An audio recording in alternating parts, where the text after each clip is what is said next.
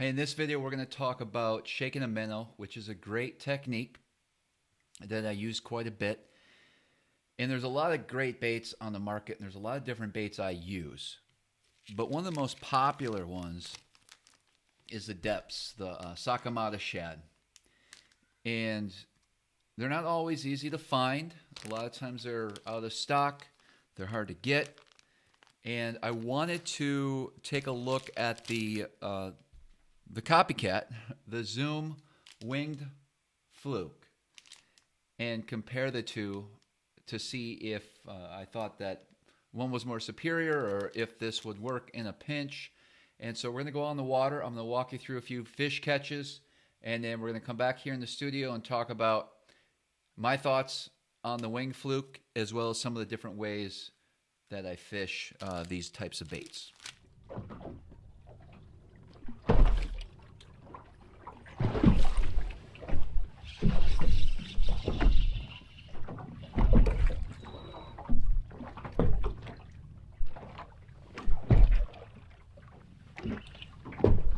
Yo, hey guys, SmallmouthCrush. Today we're just fishing. That was a dumb opening. Yo, SmallmouthCrush. We're out here just messing around. I get a day to myself. Conditions aren't too bad yet. I got a decent sized fish on. Basically, this fish I'm just shaking a minnow. I'm using a St. Croix. This is an awesome rod for this technique. This is a Legend Elite. This is the 6.6 medium light. 5-pound Cortland master braid, 8-pound fluorocarbon leader. I got the Zoom Winged Fluke on. Actually caught 3 fish already before I decided to get the camera out this morning. We'll see how big he is.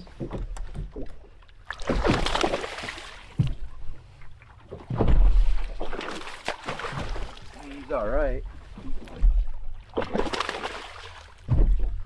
Open up. All right, I guess he is bigger than I thought. He should be about 5'12". I guess it didn't hold up that well. That's a big fish there. Let's see what he goes. He was just under 6, 5'14".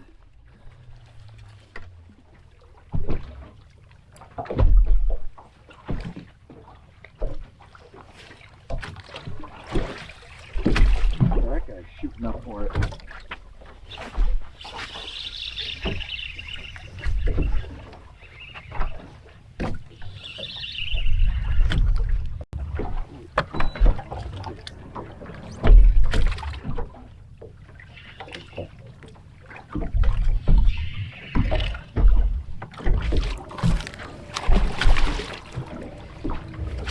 Lots of fish right here.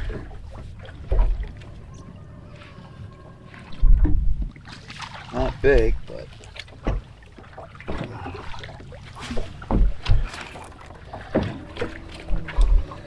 he wanted it.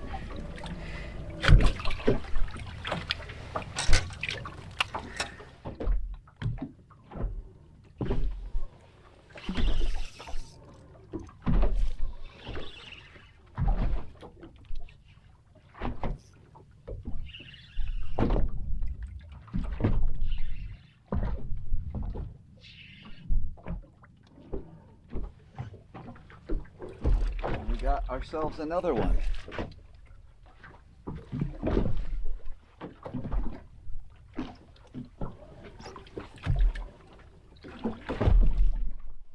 This is a big fish.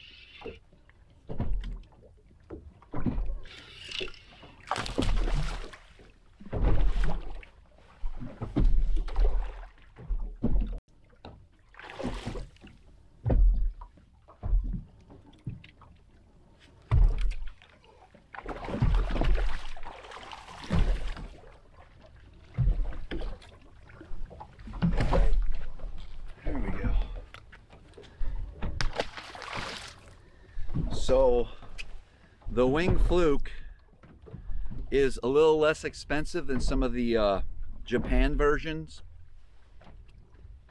but they definitely don't hold up. They're also they're very one or two fish, it seems like.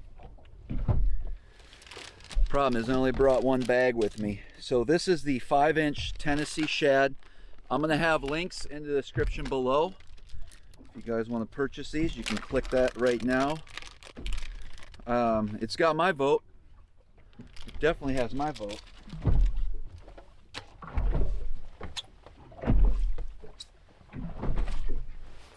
I'm pairing that with a 3/8 ounce Z-Man head. It's got nice eyeballs on it. And I'm just threading that bait through.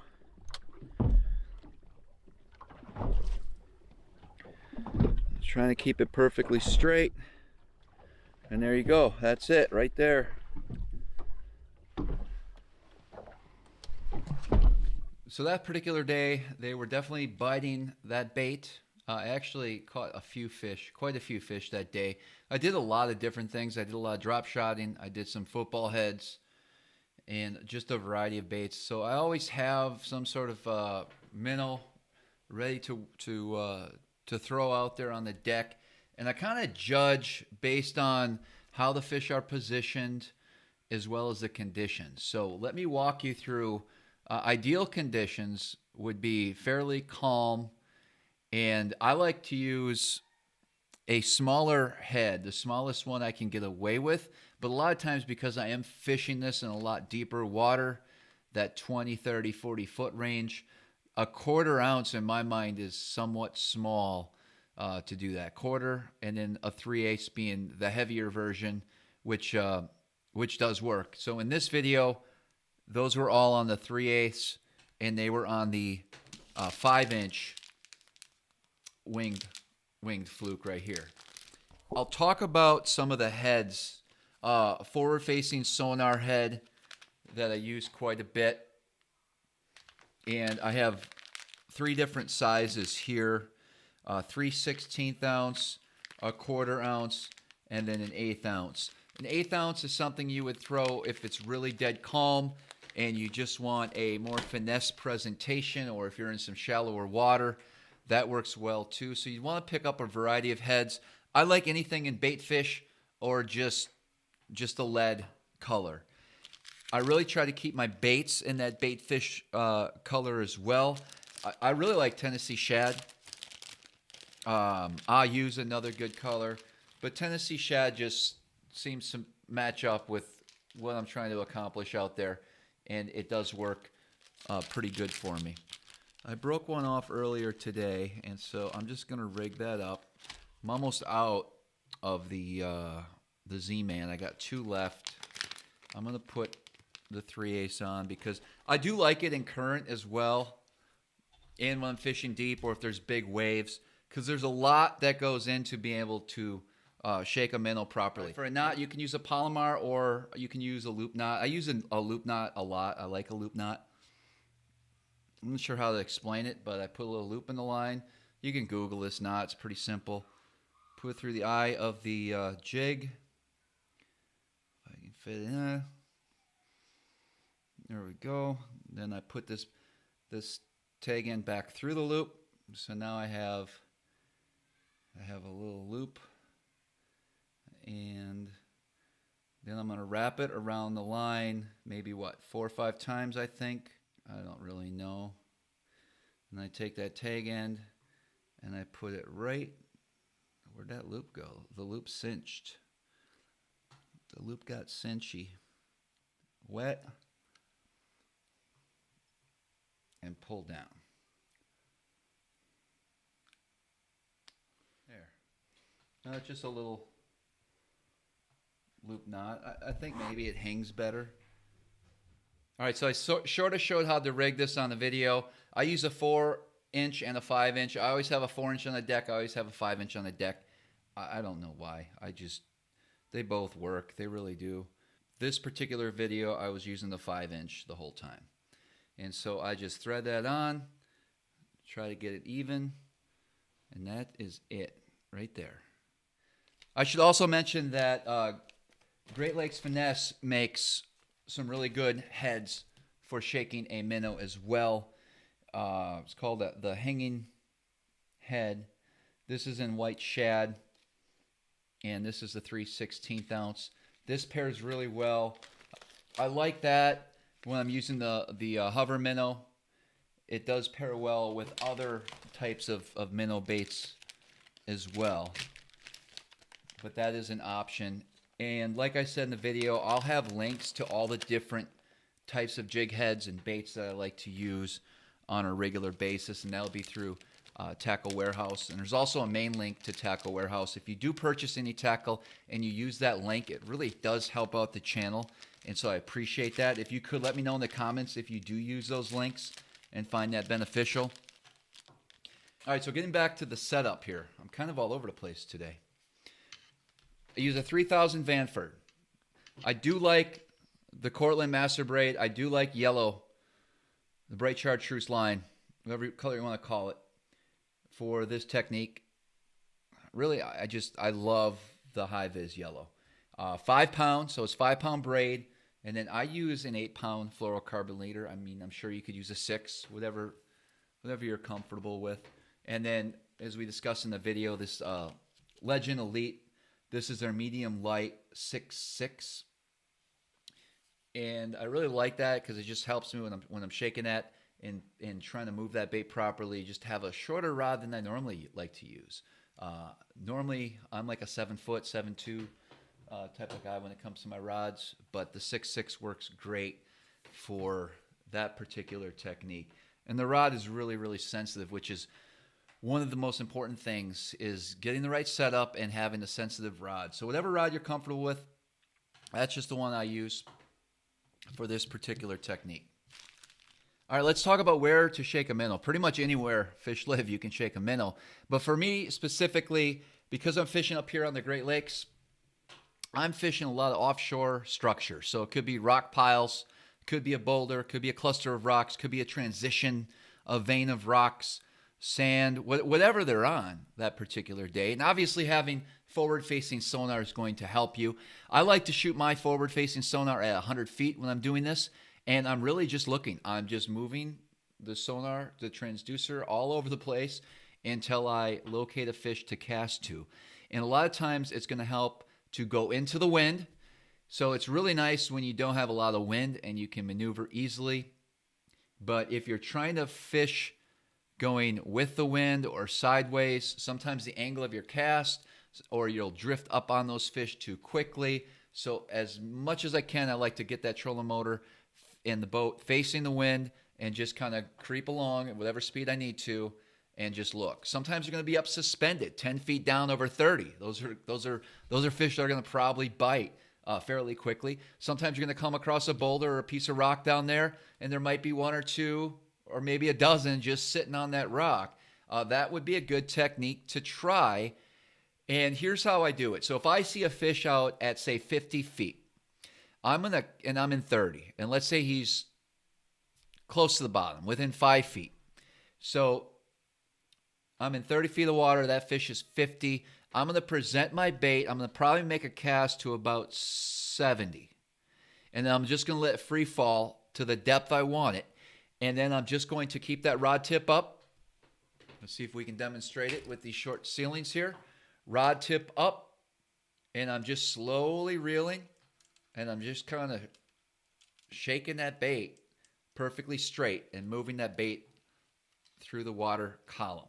I want to try to keep it as horizontal to the depth that I want as possible. And oftentimes I can see that fish react.